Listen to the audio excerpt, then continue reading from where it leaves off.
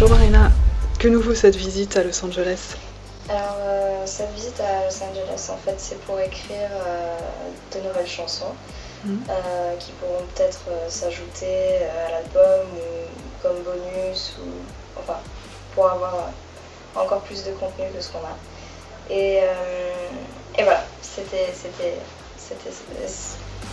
spécialement pour ça. Et il n'y a pas un clip en vue? Oui, donc oui, il y a le clip du prochain single qui a été tourné ici aussi. Ça a été vraiment hyper cool. Je vais pas le dévoiler, mais c'est un clip vraiment spécial et vraiment inattendu. Est-ce que tu as eu le temps de visiter un peu la ville? Pas vraiment, non, mais bon, c'est tourisme, c'est vraiment pas mon truc en fait. Je me dis que quand je vais dans un pays, c'est pour faire quelque chose d'utile. Selon toi, quelle est la plus grande différence entre les Américains et les Français? Honnêtement, je sais vraiment pas. Je pense que on peut pas dire différence entre Américains et Français. C'est beaucoup trop global. Après, il y a des villes, il y a des mentalités, il y a tout ça. Donc c'est vrai qu'ici, ce qui est vraiment cool, c'est cette façon de vivre sa vie et de laisser les autres la vivre comme ils l'entendent, et puis de ne pas juger, de ne pas porter de regard, et c'est vrai que c'est agréable. Ton album sera tout en anglais? Oui, il sera tout en anglais. Pourquoi ce choix? C'était pas vraiment un choix au début en fait. Mon producteur n'est pas français, il n'était pas francophone à la base, et donc quand il m'a trouvé en tombant sur une de mes vidéos, ce que j'avais faite sur internet, il m'avait annoncé la couleur directement en me disant qu'il fallait que je vienne à Londres pendant 2 ou 3 jours pour prouver en live que j'avais la voix que j'avais sur mes vidéos.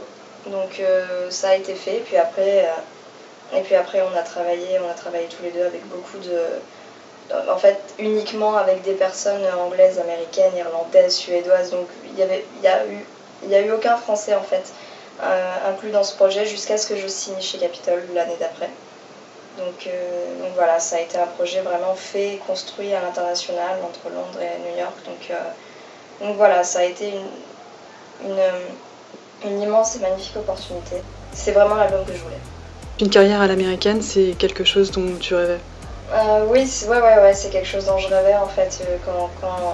Quand je me suis rendu compte qu'on m'avait donné le droit de m'exprimer dans une langue dans laquelle je me sens beaucoup mieux en chantant, ça a déjà été une énorme chance, vraiment énorme, parce que c'est rare qu'on accepte ce genre de choses en France.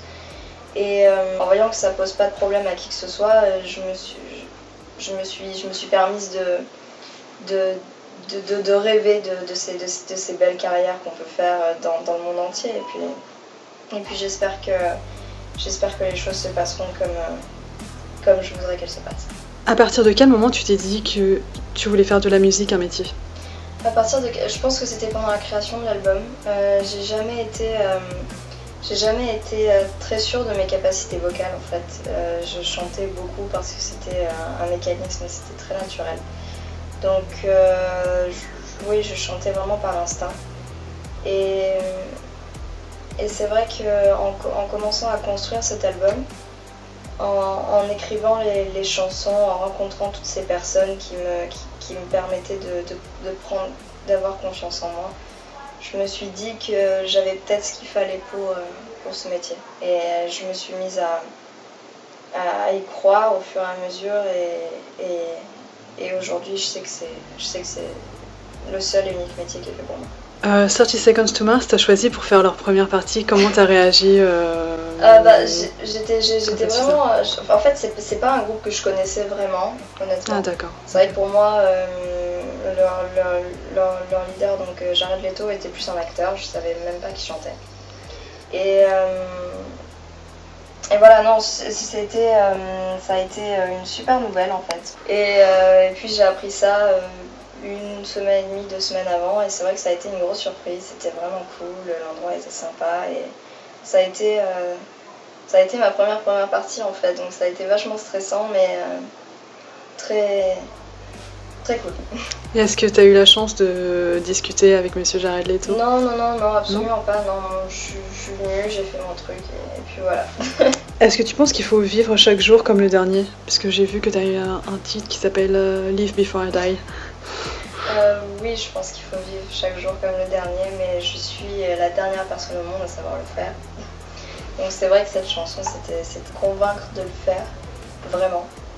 Et je pense que j'ai la capacité et l'envie, mais c'est juste pas encore totalement. Est-ce que tu as pris des cours de chant ou tu as toujours eu cette super voix? Merci, j'ai prends une vingtaine de cours de chant quand j'avais 10-11 ans. J'ai arrêté très rapidement en fait, parce que moi je pars du principe que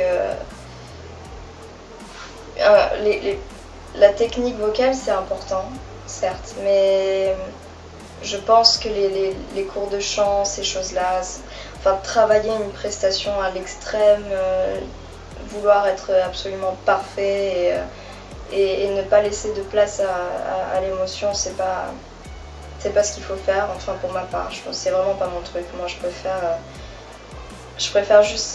préfère livrer une prestation vraie, sincère, honnête avec ce que je ressens plutôt que quelque chose de vocalement parfait, de travailler jusqu'au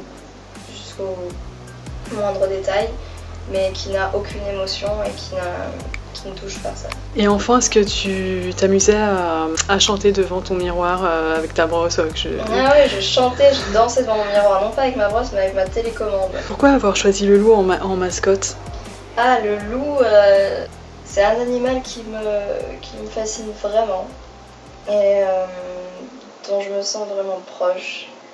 Et dont je me suis sentie proche sans vraiment comprendre pourquoi jusqu'à ce que j'en rencontre en vrai. Et puis quand je me suis retrouvée face à des loups, j'ai vraiment compris que je sais pas, j'ai une attirance juste inévitable.